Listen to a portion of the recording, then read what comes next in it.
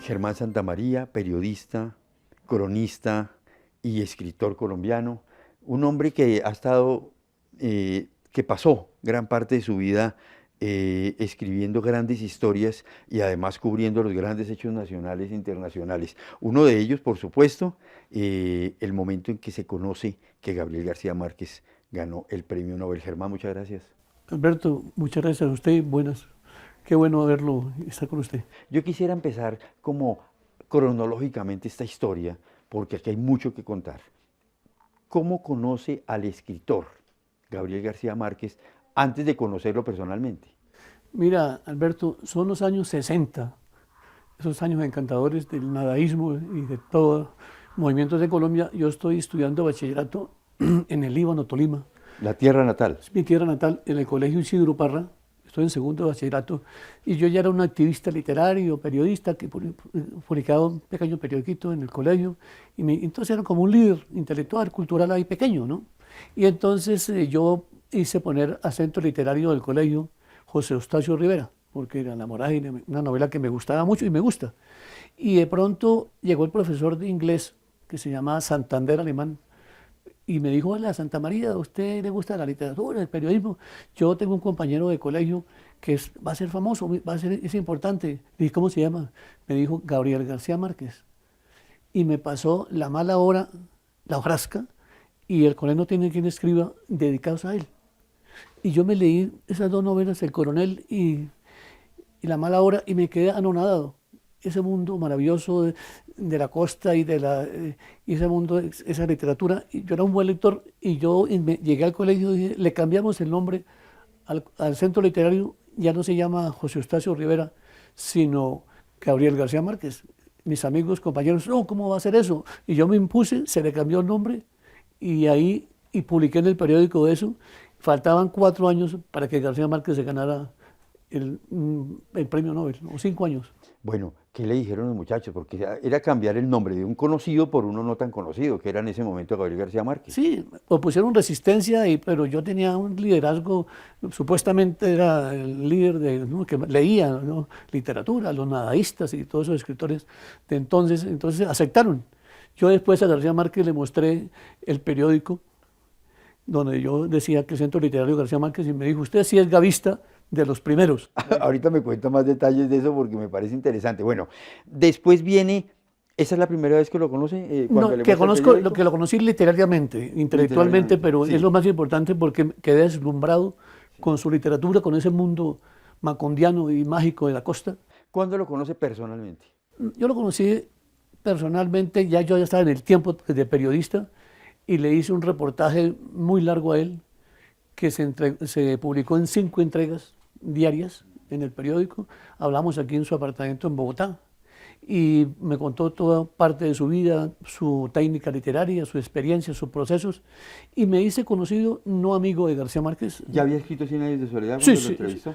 sí, ya era famoso, ya no se ha ganado todavía el Nobel. Claro, claro, no. Porque en el 67, 100 años, y el Nobel 4 años después o 5, entonces pero ya era muy famoso, entonces me hice conocido con él y yo fui muy conocido en ese tiempo por gavista, por ser un poco fanático de él, estudioso de su obra y que lo exaltaba mucho en el periódico y estaba muy pendiente de sus novelas.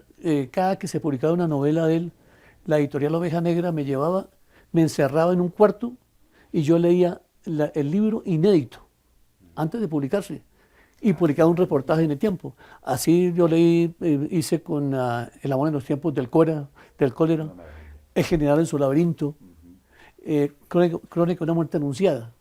Pero libros que ellos encerraban, digamos, a 1, 2 o 3 periodistas, entre ellos yo, y para leer el libro antes de publicarse, 1 mes antes, 2 meses. Cuando se publicaba salía el reportaje. Entonces era un privilegio muy grande para uno, pues, ¿no? Duraba con mucha vanidad, que yo ya me leí el libro, claro, y publicaba grandes cosas, y así yo leí. Esos 5 reportajes que escribió sobre la técnica, la forma de escribir, ¿qué le dejan a usted hoy? Que usted diga: oiga, lo más grande de García Márquez en su técnica de escritura es esto. ¿Qué enseñanza le dejó eso? Que tenía una atmósfera en el lenguaje.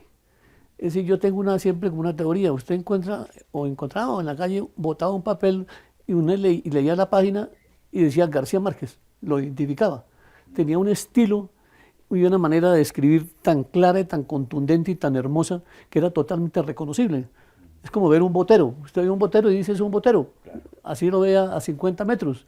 E igualmente usted coge una página, un libro que es lleno de barro y que no está el nombre del autor, usted lee una página y se da cuenta que es García Márquez. Entonces, porque me parece que él tuvo la maravilla de tener condensado la técnica de William Faulkner, un escritor tan profundo, y Hemingway, que era el escritor exterior, sencillo, anecdótico, hermosísimo. Entonces él tuvo esa técnica de mezclar esos dos estilos, Faulkner y Hemingway, en el contexto de la costa atlántica, de Macondo, de las bananeras, de toda esa magia costeña.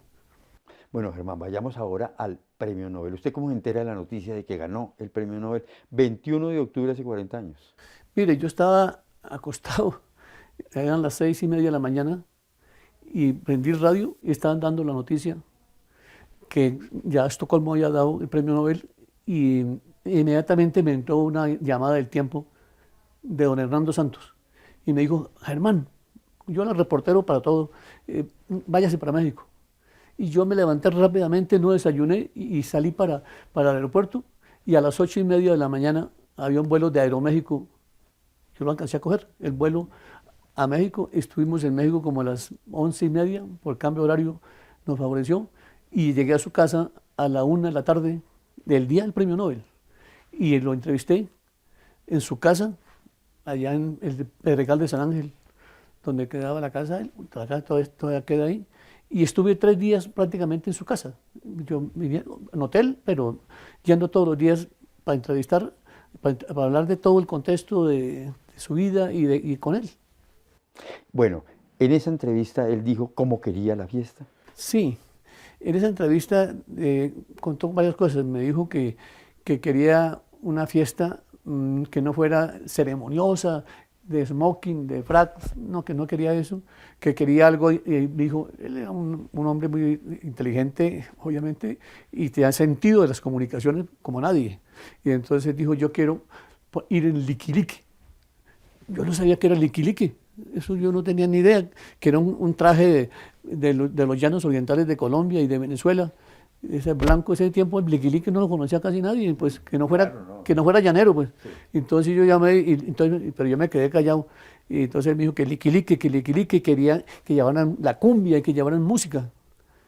Yo transmití inmediatamente eso quiero ir. Entonces apenas me fui, llamé, por favor, ¿qué es el liquilique? Entonces me contaron que el liquilique era el vestido blanco llanero, tan hermoso, y eso salió en el Tiempo muy desplegado al día siguiente, cómo iba a ser la ceremonia y cómo iba a ser su presentación y todo, y eso causó impacto porque históricamente siempre se ha usado el smoking y la cosa muy elegante, y de pronto una cosa tan informal, pero tan bonita.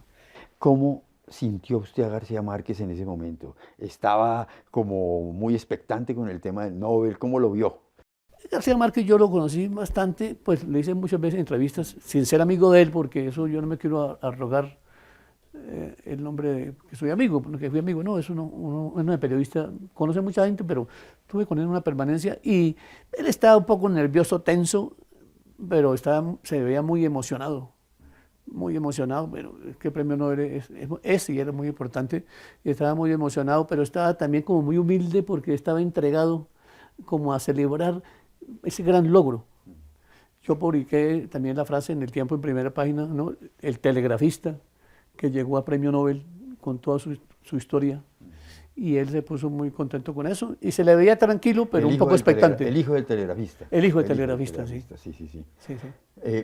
El hijo del telegrafista se ganó el Premio Nobel y le dijo a usted, oiga, yo quiero cumbias y yo quiero baile, yo quiero fiesta. Pero eso desató una vaina de oiga, vamos a hacer el oso por allá y toda esa vaina. ¿Usted lo recuerda? Sí, inicialmente a la gente le pareció un poco como algo muy excéntrico, ¿no? Como de alguien de la costa atlántica, que no era, porque siempre ha habido pues esa formalidad bogotana, esa supuesta pues formalidad rigurosa de apariencia, y la costa que es un poco desabrochada y todo, pero eso sí hubo mucha polémica. pero él se impuso y finalmente la cosa salió muy bien, muy elegante y muy bonita. Y convirtió a Licky Licky pues, en un traje famoso en el mundo entero. Y nos quedamos muchos esperando en esa época, porque muchos éramos lectores de las crónicas de Germán Santamaría, la crónica del premio en Estocolmo. ¿Por qué no fue? No, yo estaba ya tiqueteado en el avión para ir. Eh, Inclusive me había invitado José Vicente Catarain, el editor de La Oveja Negra, que yo lo conozco, lo conocía, lo conozco mucho. Pero finalmente, a última hora, mi gran amigo Roberto García Peña, D'Artagnan, quiso ir. Y entonces ya dos personas, no. Pero sin embargo cubrí desde Colombia todo esto, toda la ceremonia y todo. Germán, yo quiero devolverme ahorita sí a la anécdota de Nueva York. ¿Eso fue en qué año? ¿Cómo se encontró con él? ¿Cuáles fueron las circunstancias que rodearon ese encuentro con él? Sí, mire, pasan ya muchos años después de conocerlo él en el Líbano de manera literaria, leyendo sus novelas. Entonces yo y ya lo he entrevistado varias veces yo, y ya se ha ganado el premio Nobel, toda esa historia. Y yo estaba en Nueva York, ahí viví 2 años y medio, y de pronto una mañana, como a las 9:30, me llamó, no sé cómo consiguió mi teléfono, él, y me dijo, Germán, ¿qué va a hacer hoy? Le dije, maestro, lo que usted diga, yo, lo que usted quiera. Me dijo, pase por mi hotel, y conversamos. Pasé al Waldorf Astoria, el gran hotel de Nueva York, al Waldorf Astoria. Y entonces me dijo, hola Germán, es que Mercedes se fue de shopping, se fue de compra, estoy solo, ¿usted me puede acompañar a unas vueltas? Le dije, maestro, lo que diga. Y dijo, voy posiblemente, dijo, pero a una librería, dijo, ¿vamos a cine? Y yo le dije, claro que sí. Y le dije, ¿qué película quiere ver? Y me dijo, quiero ver Kurosawa Dreams, Los sueños de Kurosawa, porque voy para el Japón a hablar con Akira Kurosawa, el gran director japonés, para filmar El otoño del Patriarca, que posiblemente lo vamos a hacer en cine, y yo quiero que lo haga él. Entonces la presentan aquí en un teatro muy cerca de la película Los sueños de Kurosawa, quiero que me acompañe. Le dije, sí, maestro, nos fuimos. Llegamos al teatro, y entonces él me dijo, se me quedó la cartera. Y yo le dije, encantado. Le dije, maestro, no hay problema, yo pago. Yo que soy medio tacañongo, pues que no soy tan generoso, y además el cine en Nueva York es medio caro. Es medio caro. Y yo dije, no, maestro, yo pago la boleta. Y yo pagué las boletas, y dije, no, me invité, yo pagué la entrada del premio Nobel al cine. Entramos y empezó la película, y yo no me concentraba en la película, porque yo miraba y decía, estoy viendo cine con García Márquez, el premio Nobel, el escritor que yo más conozco, que más he leído, que más he estudiado y que me ha obnubilado con su literatura. Y yo sentí deseos de cogerle la mano y decirle, como cuando uno iba a cine con una chica joven, una muchacha que uno le cogía la mano, en mi época era así, Claro, solamente la claro. mano en el cine, Sí, sí, sí. en media oscuridad. Yo no vi la película y sentí la tentación de cogerle la mano, no se la cogí, pero casi se la cojo. Y decirle, maestro, yo a usted lo admiro mucho y lo respeto. Y vimos la película. Yo la película casi no la vi porque yo estaba un poco obnubilado, en un ensoñado, pues así, digamos, un ensoñamiento. Claro, porque Sí. sabía que al lado estaba semejante personaje. Y vimos la película así, pero casi le cojo la mano de la emoción. Y vimos la película, yo publiqué esa anécdota en algunos periódicos y en el tiempo después, y ha sido muy retomada en el mundo, inclusive en otros idiomas, porque me pareció muy simpático eso. Entonces, pues esa es la experiencia de uno conocer a un autor y siendo periodista, tener la oportunidad de hacer un seguimiento. Y fue ahí después del cine, me imagino, cuando usted le cuenta lo del colegio, que usted Sí, fue en no, ese no, escenario. yo ya le había contado a él aquí en Bogotá, en varios reportajes que le hice, era la historia, le mostré el periódico y le llevé cuando yo en el Líbano le puse Centro Literario Gabriel García Márquez. Y él me dijo, oiga, Germán, usted sí es gavista de los primeros, de antes del Nobel. Claro, pero es que además yo creo que ningún centro cultural en ese momento se llamaba Gabriel García Márquez. Es decir, yo me atrevería a pensar que puede ser el primero. No sé si era el primero, pero sí tal vez de las primeras personas que se entusiasmó, pues que no fuera amigo de él, ni crítico literario, ni nada, ni fuera una persona tan informada. Yo era un muchacho medio nadaísta que vivía en un pueblo remoto por allá de provincia, sin contactos con la cultura bogotana ni nada. Entonces, pues eso sí es cierto mérito eso. Bueno, Germán, la muerte de Gabriel García Márquez, ¿dónde lo coge usted? Yo estaba viviendo en Portugal, que me fui a un cargo diplomático que me asignó el presidente Juan Manuel Santos.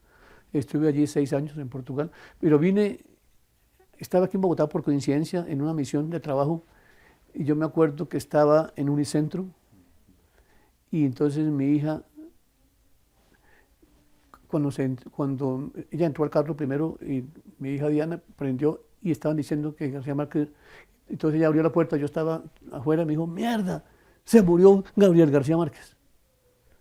Yo quedé muy, muy impresionado, muy impresionado, pues la muerte de él, uno pensaba que era inmortal, porque tengo otra anécdota muy simpática. Cuando ya era director de la revista Diner, publiqué un artículo cuando se cumplieron 40 años del Nobel, 80 de edad de él,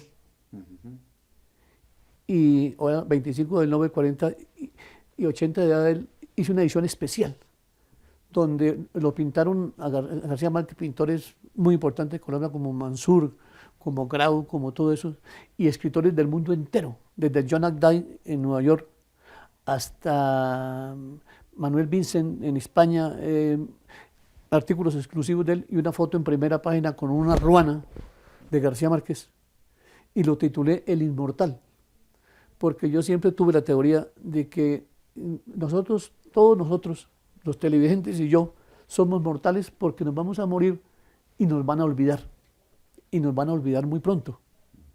Entonces yo siempre tuve la teoría de que él era el único afortunado en la historia colombiana, así como Bolívar, por ejemplo, que son inmortales, que mueren y queda su gran obra.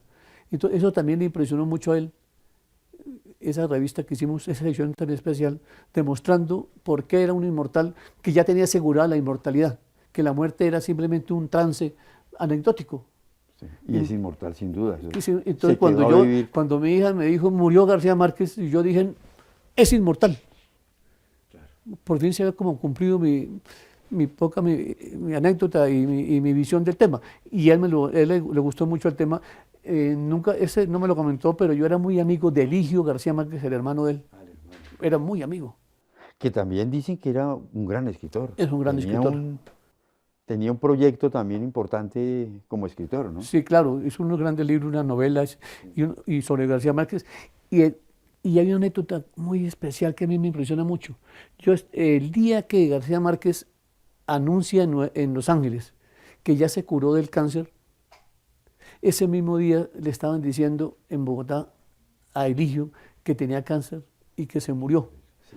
Yo siempre tengo la teoría un poco personal así, que como que Eligio se murió muchos años antes por el hermano.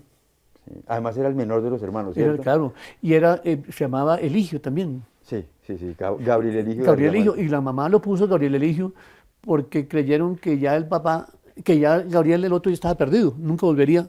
Entonces querían que el menor también se llamara igual, sí, para que lo reemplazara. Y murió, o le dijeron que se iba a morir, que no tenía remedio, el mismo día que le dijeron al hermano en Los Ángeles que ya estaba curado del cáncer. Sí, porque él se curó y vivió 30 años más. Son las paradojas de la vida. Las paradojas de la vida. Germán, muchas gracias por esta entrevista tan maravillosa. No, Alberto, a usted y a nombre de García Márquez, que nos une, y eso es una cosa muy bella. Y que es inmortal, además. Y que es inmortal. Estamos seguros que moriremos, seremos olvidados, pero él no. Gracias, Germán.